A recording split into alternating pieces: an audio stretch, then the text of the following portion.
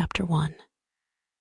The awakening of Primal the night air was thick with sin and secrets, the kind that slithered through the cracks of the city and nestled in the shadows of the brothel.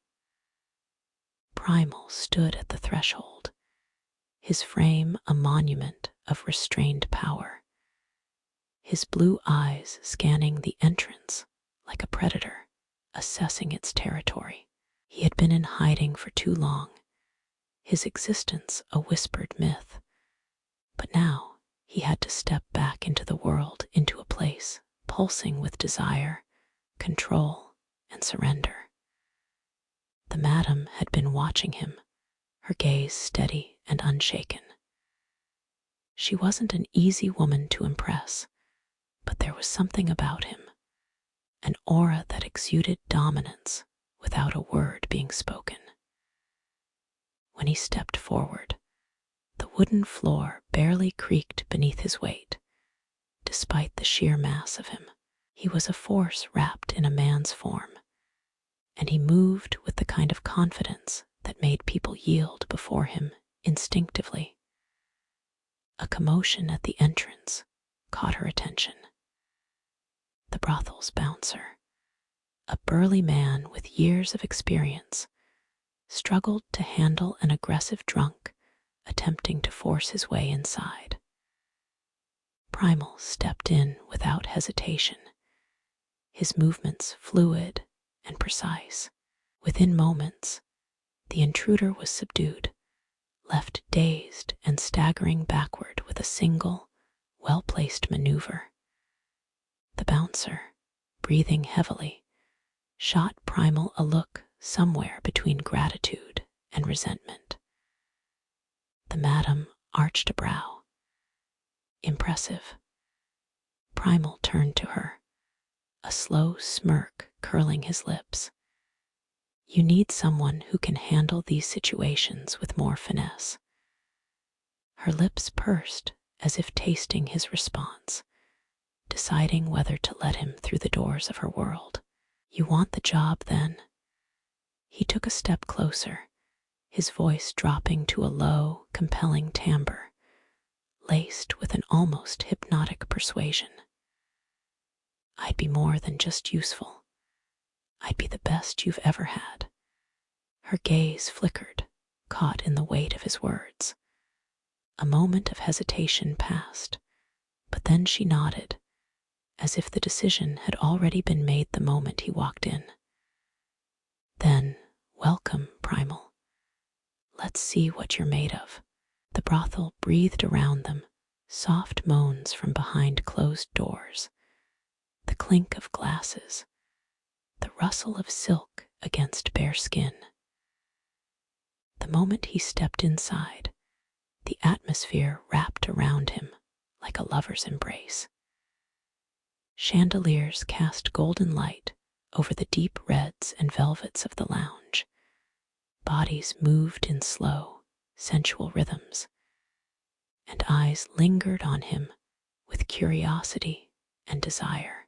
He was a predator among men, powerful and enigmatic. And yet, here, he would learn the rules of a different kind of power. And perhaps, just perhaps, he would find something he didn't even know he was searching for. Chapter 2. The rules of the house the night had passed in a blur of bodies, whispers, and the heavy scent of indulgence.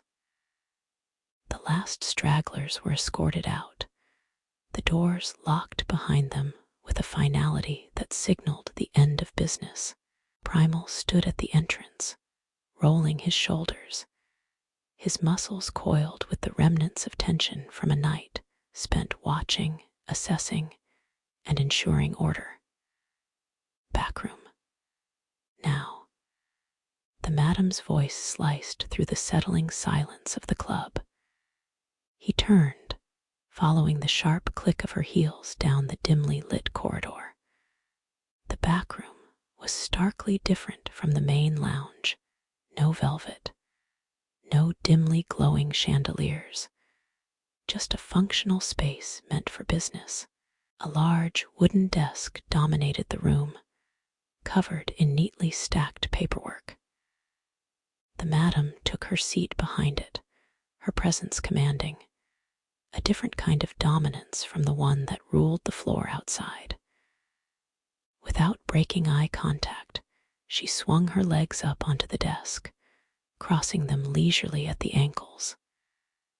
The movement parted the slit of her dress, revealing smooth, bare skin, no panties.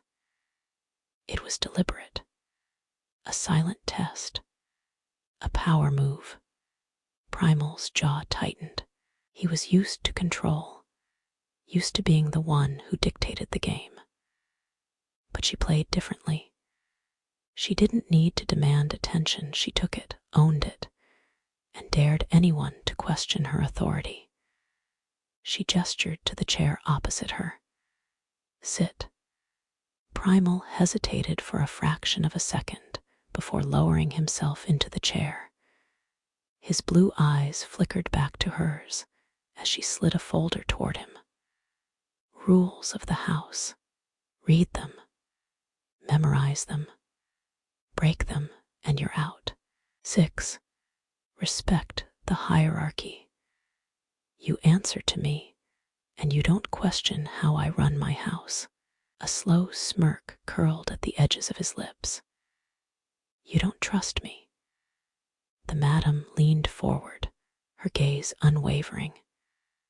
I don't trust anyone who hasn't earned it. The primal exhaled a quiet chuckle, closing the folder and placing it back on the desk. And if I don't follow your rules? She cocked her head, stretching slightly in her seat, the motion drawing his attention right where she wanted it. Then you and I will have a problem, she murmured, her voice smooth but laced with steel. And trust me, Primal, you don't want to test how far my control extends. His fingers twitched against the leather armrest. He could fight it, challenge her, see how far he could push. But there was something dangerously enticing about surrendering for now. A slow nod. Understood. Her lips curled ever so slightly. Good. Your shift starts tomorrow. Don't disappoint me. She straightened and stretched her legs lazily before dropping them back to the floor, releasing him from the weight of her presence. Primal rose to his feet, his body still humming with the aftershock of the exchange. As he stepped out of the back room and into the hushed corridors of the brothel, he understood one thing clearly. This was a new world, one where power wasn't just taken, but carefully controlled. And control, he would learn, was its own kind of seduction. Chapter 3. The first shift, the air outside the brothel was thick with anticipation. The scent of expensive perfume, motor oil, and cigarette smoke lingering in the cool night breeze. Neon lights bathed the street in a sultry glow, their reflection flickering against the pavement like a promise of indulgence waiting beyond the doors.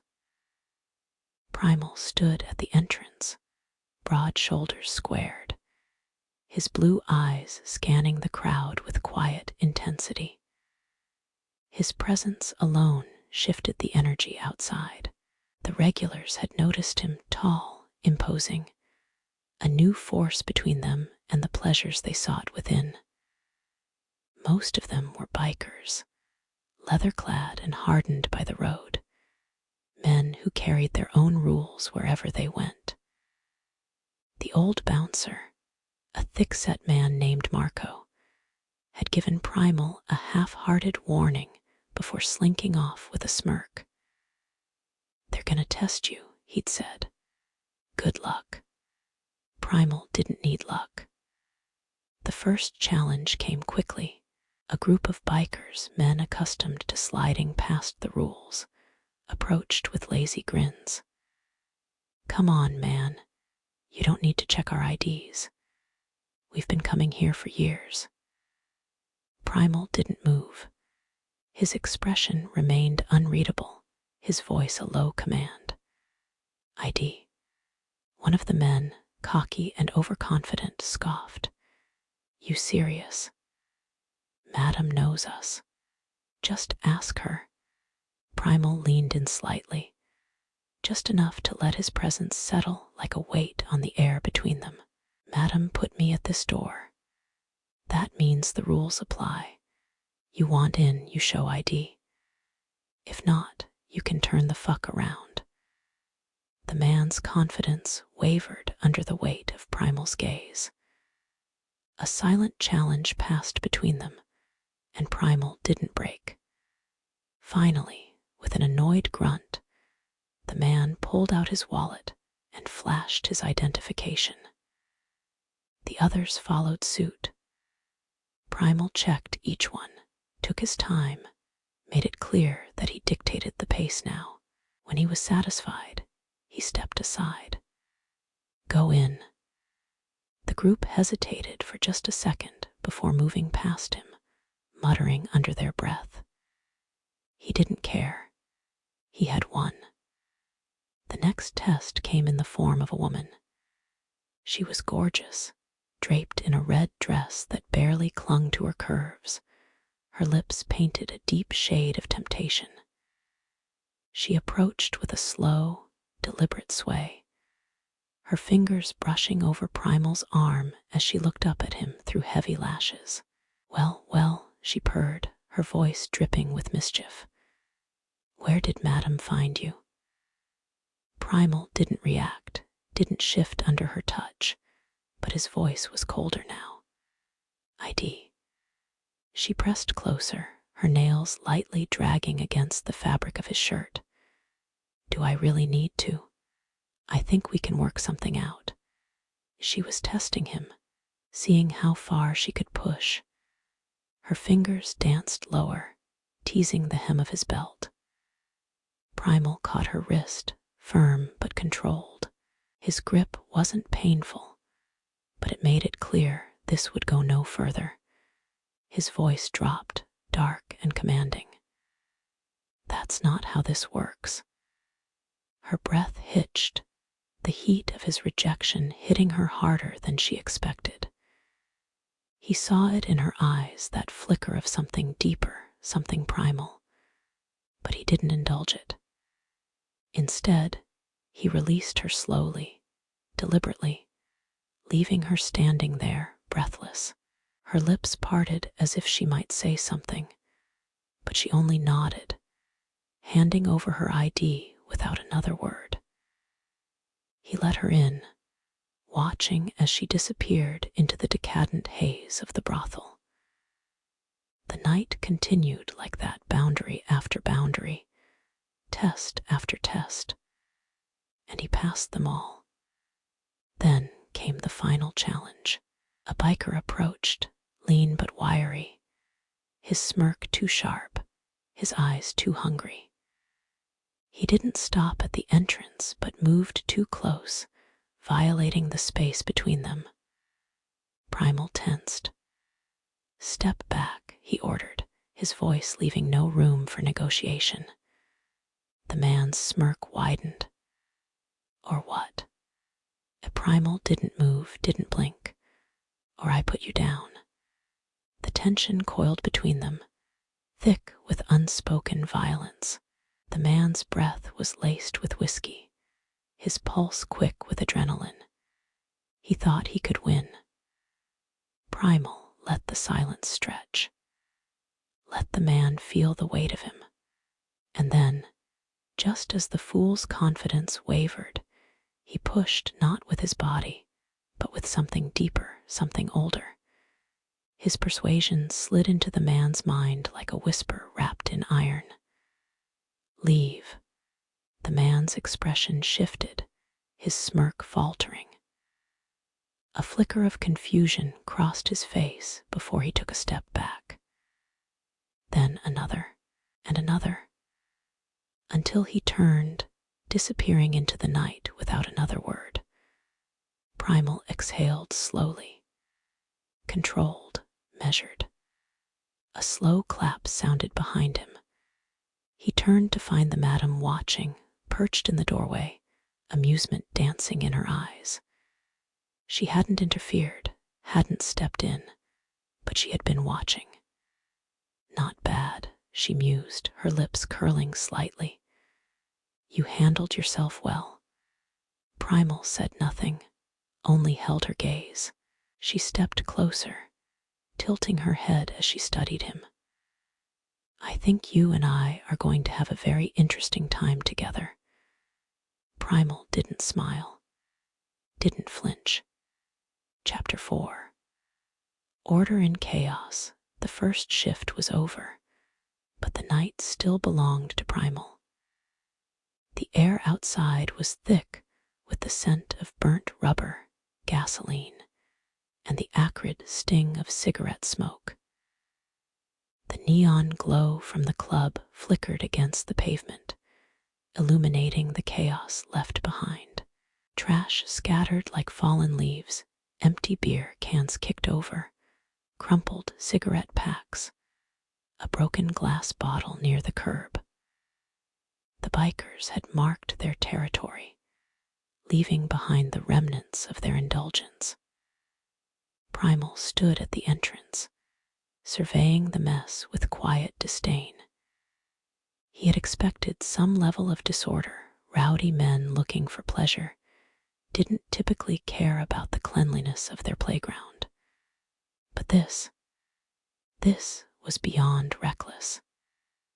It was lazy, entitled, and it reflected poorly on the club, on him. A sharp voice interrupted his thoughts. What? Don't like the scenery, madam? She was leaning in the doorway, her usual smirk in place, legs crossed, and amusement twinkling in her eyes. She had changed into something more comfortable, but the silk robe she wore did little to conceal anything, especially when she lifted one leg onto the desk beside her, shifting just enough for Primal to catch a glimpse of what she wasn't wearing underneath. A test. He met her gaze, slow and deliberate, before dragging his eyes away with calculated disinterest. Not my concern. She arched a brow, clearly intrigued by his resistance. Oh, you seemed pretty interested a second ago. Primal stepped forward, closing the space between them just enough for her to feel the weight of his presence. If I wanted to indulge, I would. But I don't play games I can't win. A slow, sultry laugh left her lips. Darling, you have no idea what game you're in. Primal said nothing. He wouldn't engage in her power play, not yet. Instead, he turned back toward the street, toward the mess, the real problem that needed handling. A few of the bikers were still lingering, lounging on their bikes, sharing another drink before heading off. He spotted the biggest among them, Bear, a man built like a wall of muscle, with a beard that made him look twice his age. Bear had a reputation, not just here, but beyond the club. A leader in his own right. If Primal wanted to change things, he was the one to address. Primal walked toward them, slow, methodical. He stopped just short of Bear and the others, letting his presence alone quiet the conversation. This place looks like shit. His voice was even, but edged with authority. And it's not the club's fault. It's yours. Bear let out a rough chuckle, taking a drag of his cigarette. That so? Primal didn't blink. Yeah. You come here, drink, fuck, have your fun, then leave the mess for someone else to clean. That stops tonight. A few of the bikers shifted, exchanging looks, some amused, some wary. But Bear only smirked, flicking his cigarette onto the ground. And if it doesn't? Primal's stare didn't waver. Then the girls stopped showing up. A silence. The words hung in the air like a noose. Bear's smirk faded. Bullshit. Primal stepped closer, lowering his voice just enough to make the threat personal. Try me. The thing about men like Bear, they respected strength. And right now, Primal wasn't just making a demand, he was offering a challenge. Bear studied him, jaw tight, then glanced toward the club. If the girls stopped showing, the place would lose its appeal. The bikers weren't just here for the booze, they were here for the atmosphere, the company. No women, no draw. And while Madame ran the house, Primal was proving he could influence it. Bear exhaled through his nose, then looked over his shoulder at his crew. Clean this shit up. The men hesitated, but when Bear shot them a look, they moved. Some grumbling, but they moved. Beer cans were picked up, trash gathered, the street beginning to look less like a wasteland. Primal stepped back, watching as order settled over chaos. Madame was still in the doorway, arms crossed, head tilted. Amused, intrigued, she watched Primal, not with the look of someone who had been defied, but with the appreciation of someone who saw a new piece fall into place on the board. As the last of the mess was cleared, Bear looked at Primal one last time. Not with hostility, with respect. A silent agreement passed between them. This was how things were going to be from now on. Primal turned, walking back toward the entrance, stopping just beside Madame. She let the silence stretch, then smirked. You keep this up, and I might have to start paying you more. Primal glanced at her. You couldn't afford me. Her laughter followed him inside. Chapter 5. A whisper in the dark, the night pulsed with heat. Music vibrating through the walls of the club as Primal stood at his post by the entrance. The air outside was thick with the scent of motor oil, cigarette smoke, and sweat. Remnants of the bikers who had learned through force or reason to keep their mess under control. For now. But something was off tonight. The usual tension of the club, the raw mix of desire and danger, had shifted into something more sinister. He could feel it, a change in the air, in the way the women moved, in the way eyes lingered too long in the wrong places. Then Lena approached. She moved cautiously, slipping into the shadows near him, fingers curling tightly around the hem of her dress. She was usually confident, teasing even, but tonight she was different. A Primal, she whispered, barely audible over the bass line thrumming through the club. He turned his head slightly, blue eyes sharp as he studied her. What is it? Her throat bobbed as she swallowed hard. There's a man. Been coming in a lot lately. Keeps picking me. That a problem? He asked, voice low, controlled. Lena's hands tightened. At first, no, he pays well. Doesn't get rough. But Primal didn't miss the slight tremor in her fingers. But what? She licked her lips, hesitated. He's been asking about you. That got his attention. He turned to her fully, scanning her face for a tell, for exaggeration. But there was only raw unease. What does he ask? Nothing obvious. Her gaze darted around the room as if making sure no one was listening. Just little things, like where you sleep, if you're always here, if you ever leave. A slow chill slithered down his spine, something primal stirring in his gut. Not fear, awareness. Point him out, Primal ordered. Lena hesitated before tilting her head subtly toward the bar. Far end. Black shirt. Too clean to be one of them. Primal followed her gaze. And there he was. A man who didn't fit the usual clientele. He wasn't a biker. Wasn't rough around the edges like the others. His presence was controlled, composed. He nursed a drink, eyes scanning the club, but the moment Primal looked at him, he smirked. Not a friendly smile, not a challenge, something more unsettling. He was already moving, crossing the club with deliberate steps, making sure the man saw him coming.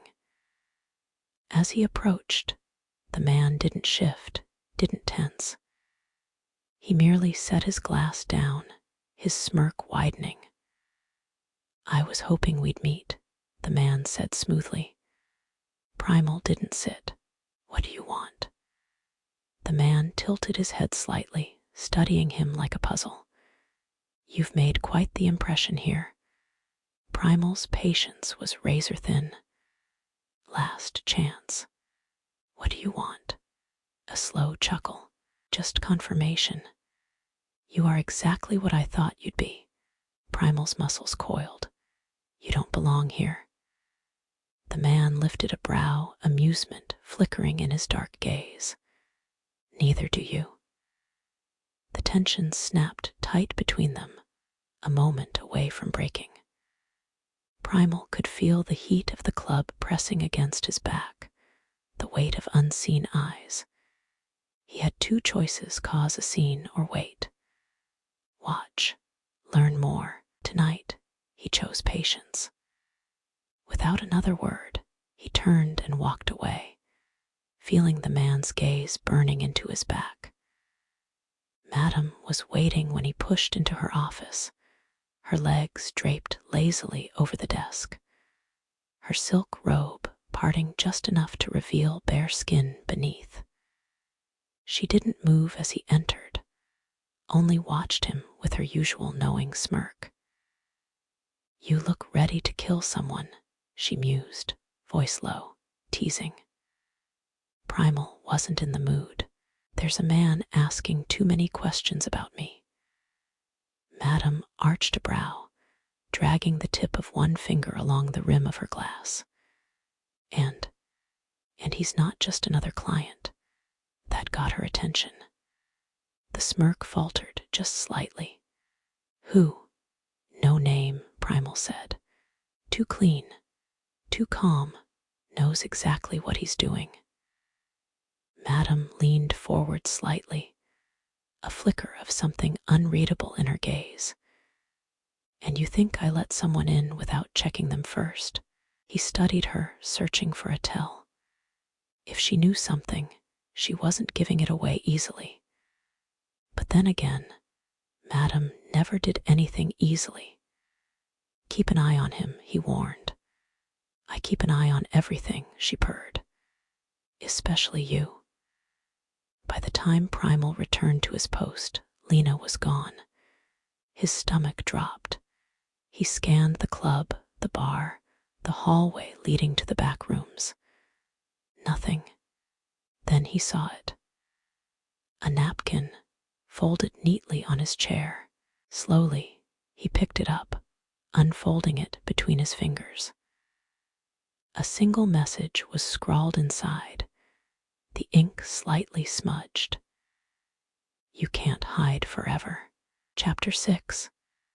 The trap begins. The night rolled on like any other, the heavy bass of the club thrumming through the walls as Primal stood at the entrance, his usual post.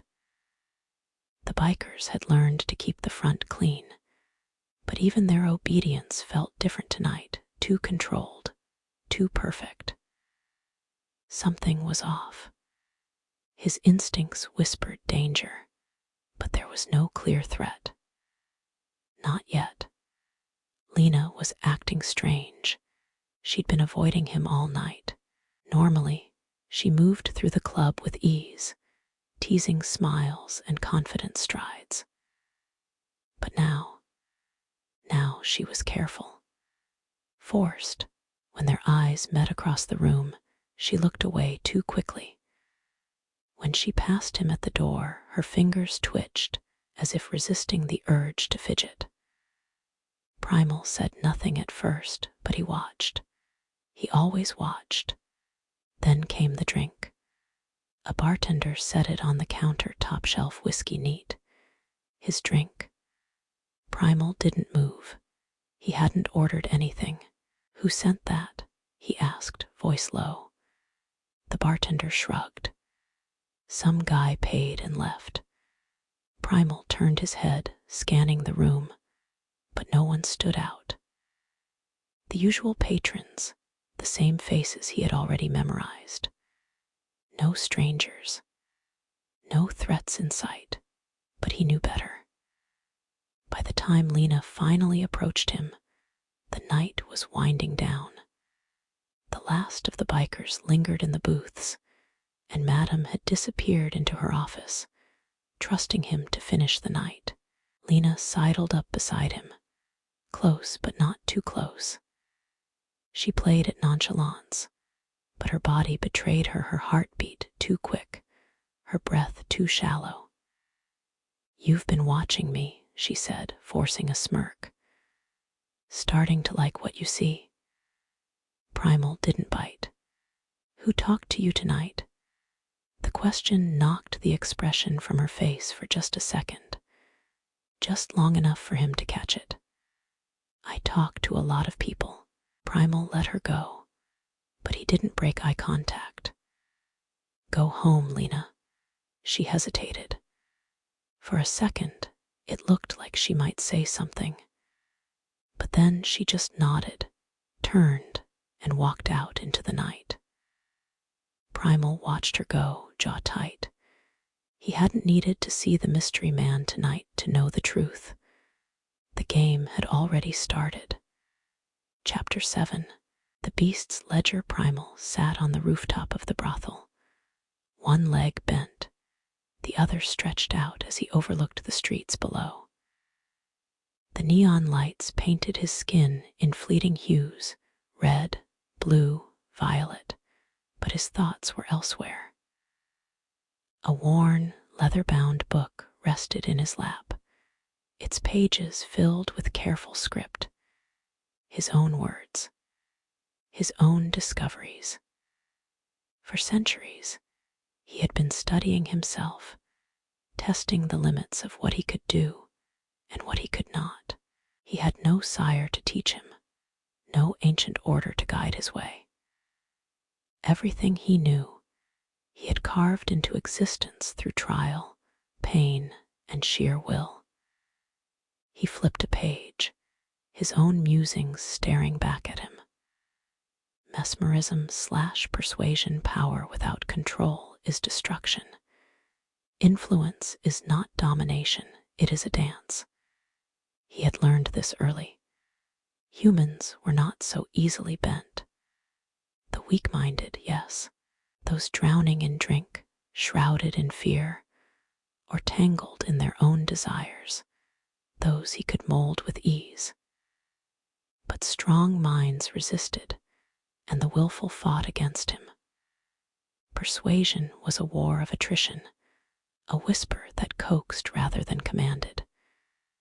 The idea had to feel like their own, or they would reject it outright. He smirked. It made the victory all the sweeter. Blood sense, he closed his eyes, inhaling deeply. The city spoke to him in the language of blood. Fear, lust, anger, all carried their own distinct scent. Adrenaline had a sharp edge, something between excitement and terror. Lies carried a metallic note, like rust beneath the tongue. But arousal, that was unmistakable, sweet, cloying, like ripe fruit left in the sun. He had used this countless times. A woman's pulse could tell him if her teasing was genuine or if she was afraid. A man's scent could reveal whether his bravado was real or just a cover for cowardice. Blood did not lie. Nocturnal strength and reflexes, he turned the page. The next entry made his lips curl into a grin. At midnight, I am a god. At dawn, I am merely a beast. His power surged with the darkness. There was no sudden burst of speed like in the stories, no vanishing act. He did not blink from one place to another. No, his strength was in his control. Every movement deliberate, every strike precise. He wasted nothing, exerted only what was necessary.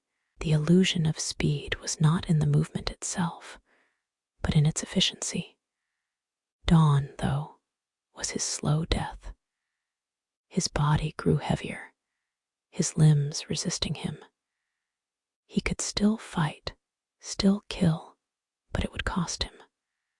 The sun would sap his energy, drag him down into an unnatural exhaustion. Shadow manipulation, he glanced at the rooftop's edge, where his shadow stretched out unnaturally long. It had a mind of its own sometimes, moving just a heartbeat too slow, curling when it should be still. A tell, one he had learned to control. Still, he could use it. In the deepest dark, he could blend into the void, become part of the night itself. People feared what they could not see, and he had learned long ago that fear was the greatest weapon of all. His fingers brushed the next page. The hunger as a double-edged sword, he clenched his jaw. This was the part he hated. Feeding brought clarity, power. The first taste was fire through his veins, sharpening his senses, heightening his abilities. But it was never just one taste. The more he drank, the harder it became to stop, the closer he got to the edge. And worse, repeated feedings created ties, thralls, people drawn to him, connected in ways they didn't understand. He had felt it before, the way a human would start to crave his presence, grow addicted to his touch, not out of love, nor even desire. It was something older, deeper, something he could not allow. Sunlight weakness, he lifted his hand, letting the neon glow wash over it. Not sunlight, but close enough to stir discomfort. He had tested it before, standing in the dawn's first light just to see. It had not been instant agony, no burst of flame, no crumbling to ash. No, it was slower than that. A weight pressing on his bones, a heaviness in his chest, his flesh darkening, tightening, the scent of rot rising from his own skin. Prolonged exposure would destroy him. He had no doubts about that. Sacred objects and beliefs, he chuckled to himself, flipping to the last entry. The old stories got one thing right: faith was power. But not in the way humans believed. A cross was nothing more than wood or metal in the hands of a doubter, but in the hands of someone who truly, deeply believed. It burned like the sun itself. He had the scars to prove it. Running water was another story. He could cross it, but it drained him, stole from him the very energy that made him what he was. He avoided it when he could. Primal closed the book, exhaling slowly. The world below still bustled, the night alive with sin and secrets. Soon he would return to his post, resume his role as the club's guardian. But for now, he allowed himself this moment, this reminder of what he was and what he could never be again. Here's the chapter weaving Primal's self-discoveries into a reflective moment before his next shift. Let me know if you want any tweaks or expansions. Chapter 8. The hollowed halls, the abandoned hotel stood like a mausoleum, a towering remnant of a past long forgotten. Its once grand facade was now a skeleton of cracked stone and shattered glass, a whisper of an era when wealth and decadence had poured through its gilded doors. Now it was nothing but a husk, a forgotten place swallowed by time, and it suited Primal perfectly. The main entrance had long since been boarded up, the remnants of police tape fluttering weakly in the night breeze. He never used it. Instead, he had carved his own path through the structure, slipping through a collapsed portion of the west wing, where time and neglect had done his work for him. Few dared to enter, deterred by rumors of ghosts and the sheer oppressive weight of abandonment that clung to the air like dust. Despite the ruin, Primal kept one room pristine, the most expensive suite, once reserved for the elite. It remained untouched by decay, a stark contrast to the rest of the building. The bed was always made, the furniture free of dust, a relic of the past, frozen in time, waiting for something or someone who would never return. It was a shrine to a forgotten world, one he refused to let slip entirely into nothingness. But he did not sleep there. His true sanctuary lay beneath, buried in the labyrinth of pipes and shadows within the farthest section of the basement. A place of pure darkness where no sunlight could ever reach. The walls were damp, the air thick with the scent of rust and old water. It was the kind of place that made the living uneasy, that sent shivers down spines without reason. But for him, it was perfect. Here, he was truly alone. An old, cracked mirror leaned against the far wall in the forgotten suite, its surface dulled with age. It was useless to him. He cast no reflection. A relic of a world that had long since stopped recognizing him. He kept it anyway, a silent reminder that he did not belong to the realm of men. Here, in the silent hollows of the hotel, he was no longer the bouncer standing at the door of Madame's brothel. He was not the watchful guardian, the immovable force between order and chaos. Here, he was something else, something raw, something unshackled. He ran a hand through his hair, sighing as he leaned back against the cold, damp pipes, staring into the unending darkness that surrounded him. His body ached, not from fatigue, but from restraint. The hunger clawed at the edges of his control, gnawing, whispering. It had been too long since he had fed properly. The brief indulgences he allowed himself were merely enough to keep the edge at bay, but they did not satisfy. Not truly. A sound from above drew his attention, distant, almost imperceptible, but distinct. Someone lingering near the entrance. He tensed, listening. It wasn't the usual scavengers or desperate souls looking for shelter. This presence was different, intentional. His lips curled into a slow, knowing smile. He was being watched, and if they were foolish enough to step inside his domain, they would learn the difference between rumor and reality. Chapter 9.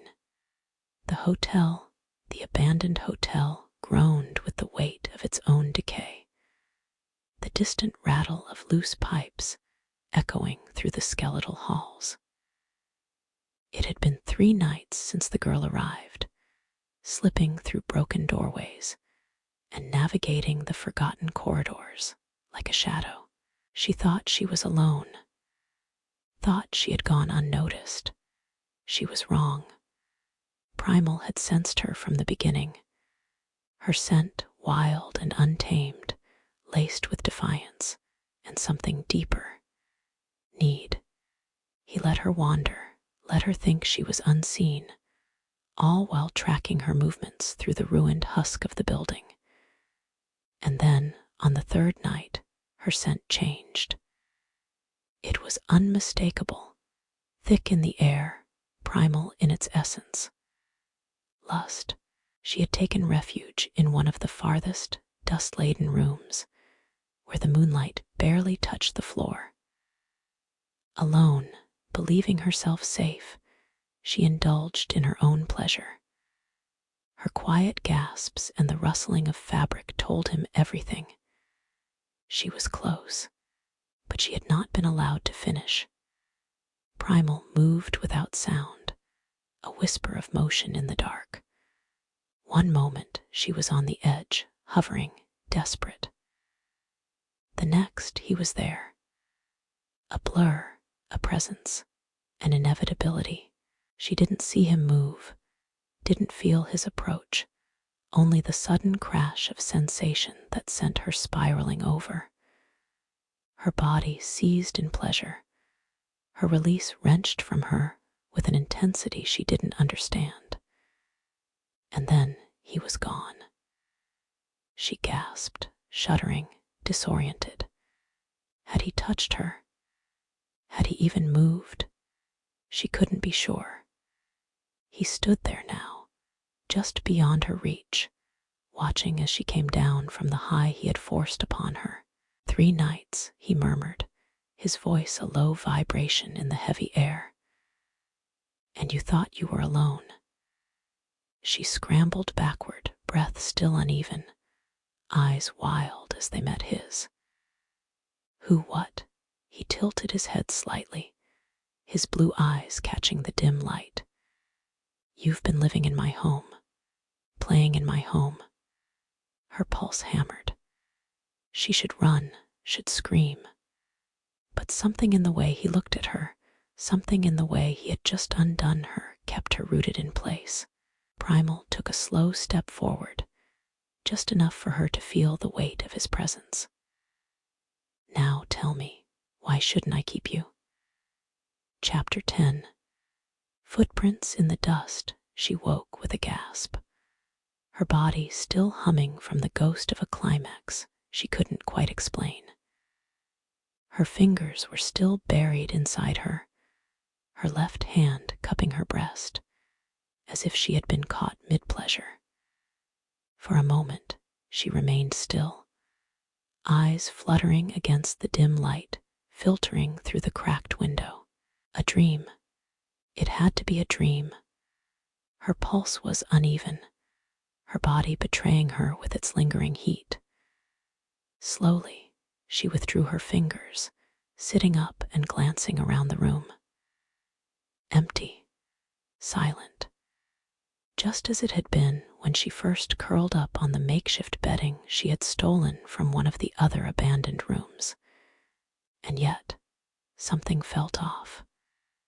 The air was charged, thick with something she couldn't name. The fine hairs on her arms prickled, her skin hypersensitive, as if she had been touched, as if someone had been there with her. But that was impossible, wasn't it? She ran a shaky hand through her hair, trying to shake the feeling. If someone had come, she would have woken up. She would have heard them, felt them. And yet, the sensation of being watched clung to her, refusing to let go. Pushing herself up, she stood, her legs still weak, a reminder of the pleasure she had taken for herself in the dead of night. She had felt him in that moment, whoever he was. The shadow in her dream, the presence that had stolen her release and left her trembling. But it wasn't real. It couldn't have been real. Her breath came slower now as she took in her surroundings. The same peeling wallpaper, the same broken furniture, the same forgotten space where no one had lived in years. No footprints in the dust, no lingering warmth where another body should have been. She was alone.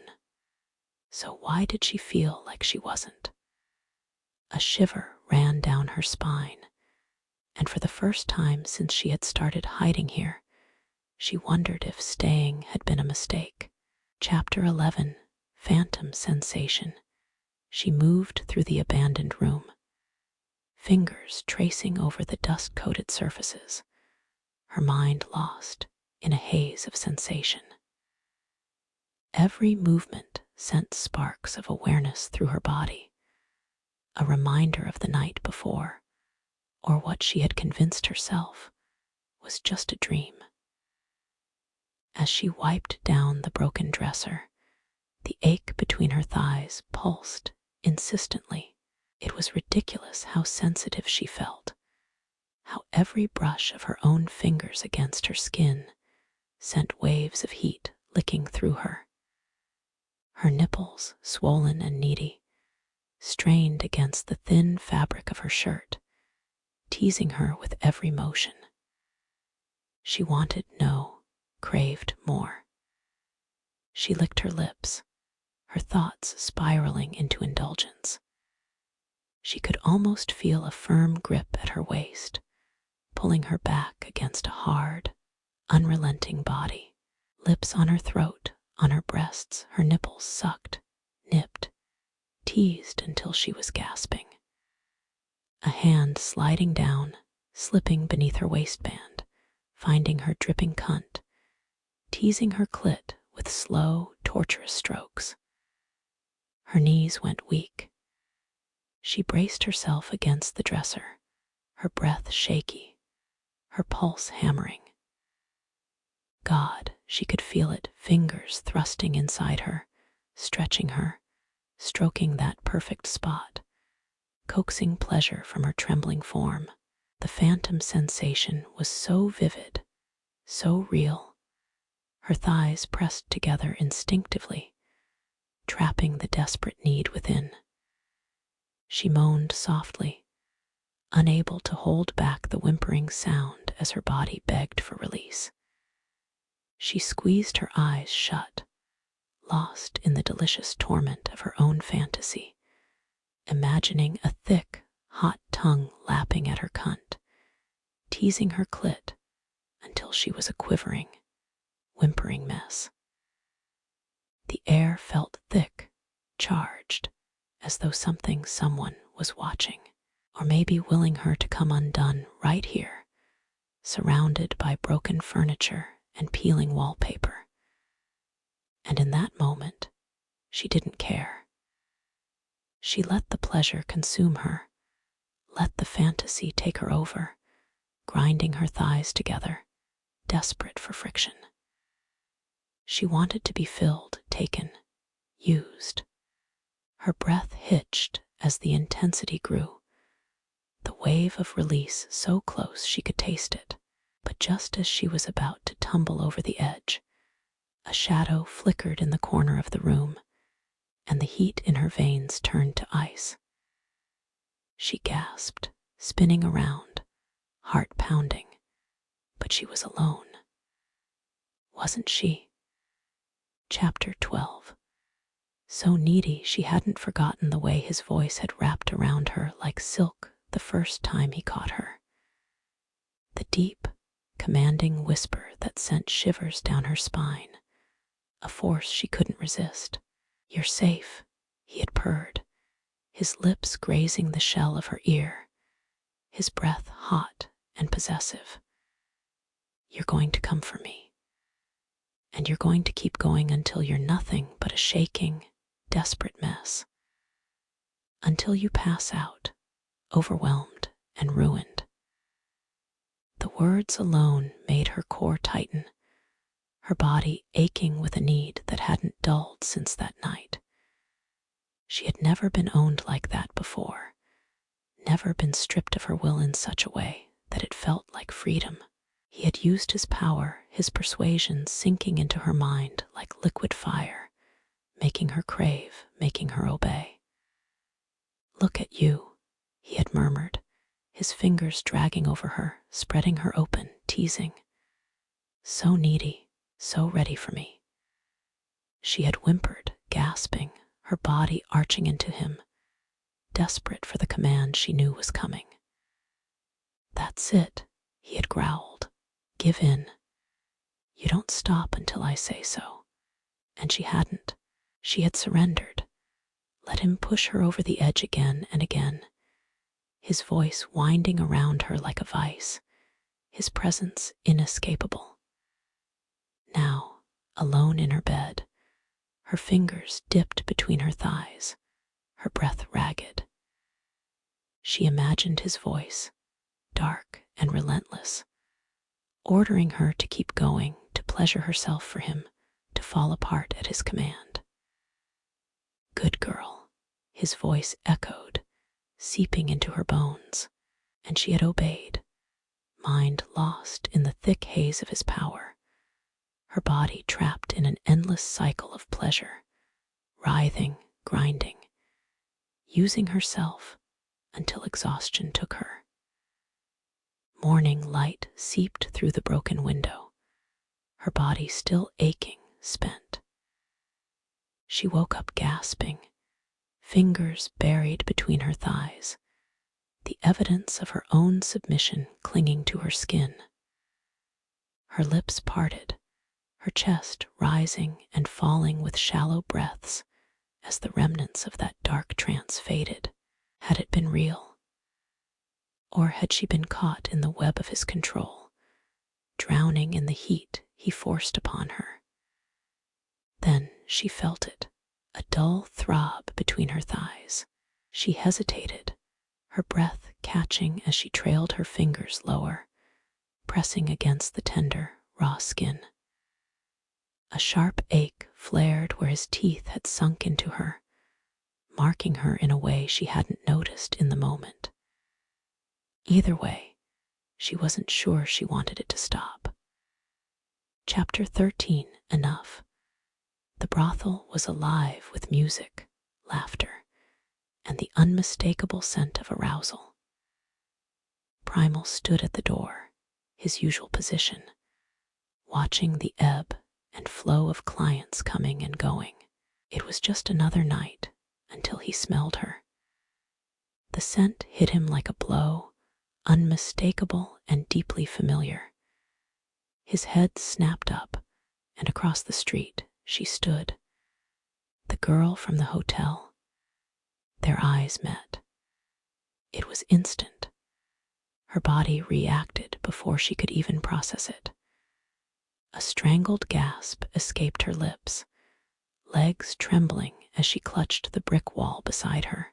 She pressed her thighs together, her pupils blown wide, the telltale signs of overwhelming pleasure written across her body. The passers-by didn't notice, but Primal did.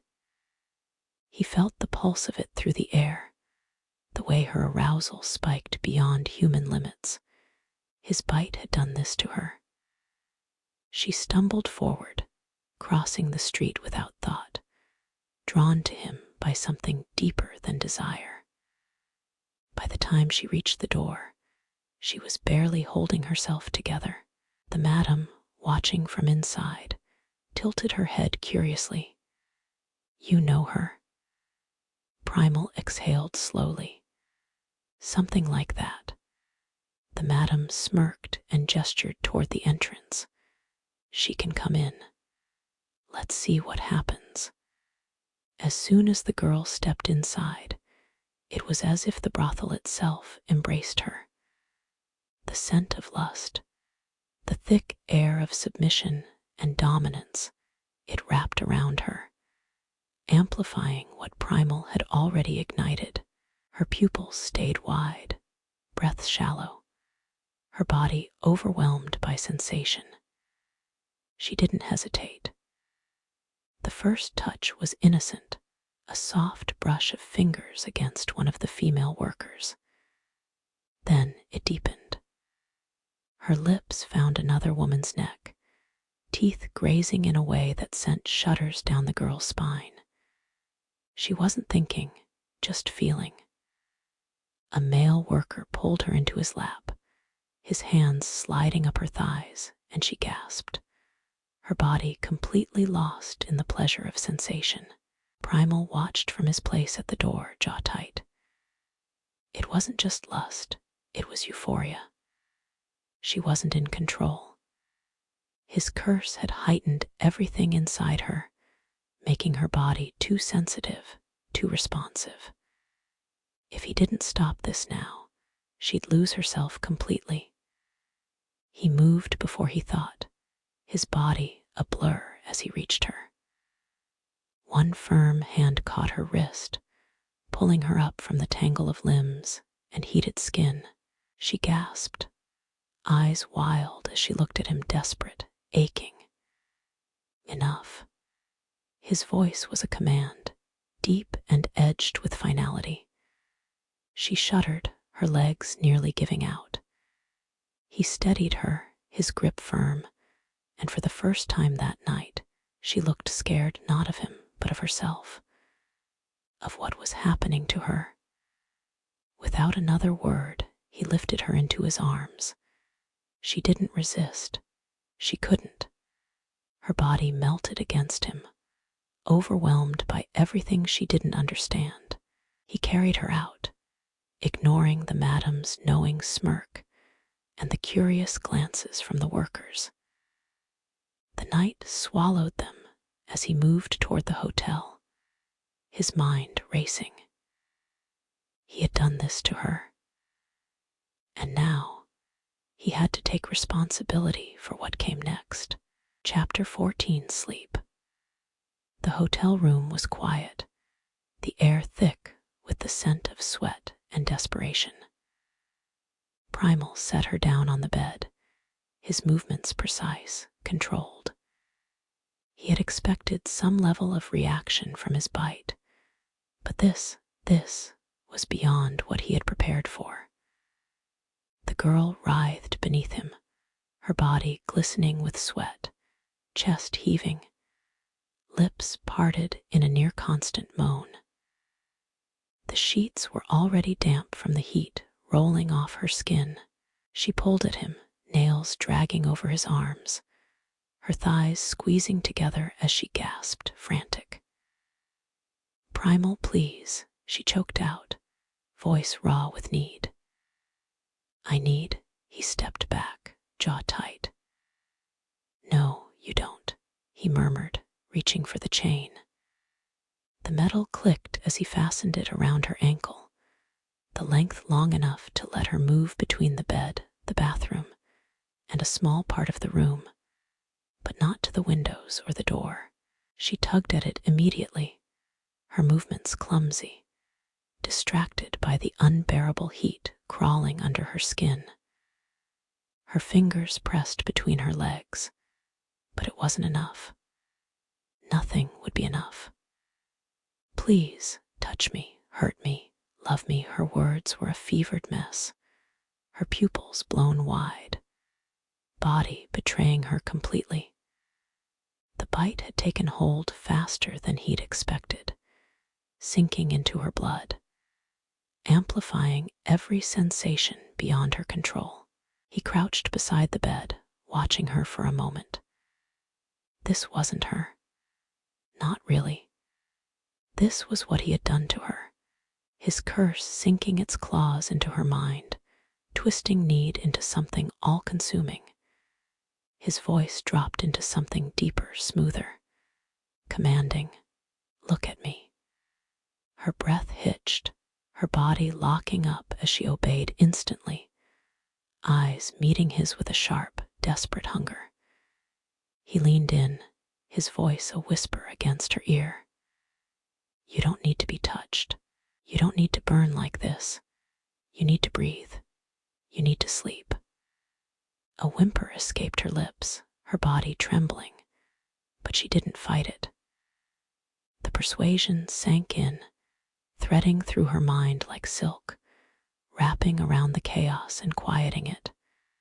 Her breath slowed, her body relaxing little by little. The tension in her muscles eased, her fingers unclenching from the sheets. "That's it," he murmured, his voice never losing its weight. Sleep. Her eyelids fluttered. One final, weak moan left her lips before exhaustion finally claimed her. The fight drained from her body, leaving her limp against the mattress. Primal exhaled, standing to his full height, watching as she slipped into unconsciousness. This was only the beginning, and he had no idea how much worse it was going to get. Chapter 15, City Lights. The room was dim, the soft hum of the city outside barely audible. Primal sat in the chair near the bed, watching her. The chain at her ankle remained taut, a silent reminder of her captivity. Her body twitched, her breathing ragged as the remnants of his bite pulsed through her veins. Then the scent hit him. A strangled moan tore from her throat as she writhed, fingers clawing at the sheets. Her thighs pressed together, grinding, desperate for friction. Her breath came in uneven pants, her body betraying her. She whimpered, rocking against the mattress, chasing the unbearable need overtaking her. Primal remained still, observing. This was the depth of his bite's hold. She was no longer in control. Her body belonged to the hunger to him. Her eyes fluttered open, dazed and desperate. Sweat slicked her skin, her pupils blown wide. Shame flickered across her face before being drowned in lust. She gasped, hands sliding down her body, nails raking over her own flesh as she fought to satisfy the insatiable fire within her. Her fingers slipped between her soaking folds, rubbing furiously at her swollen clit. She groaned, arching, her other hand cupping her breast, squeezing, pinching her hardened nipple as she tried to push herself over the edge. She spread her legs wider, thrusting 2 fingers deep inside herself, her walls clenching hungrily around them. It wasn't enough.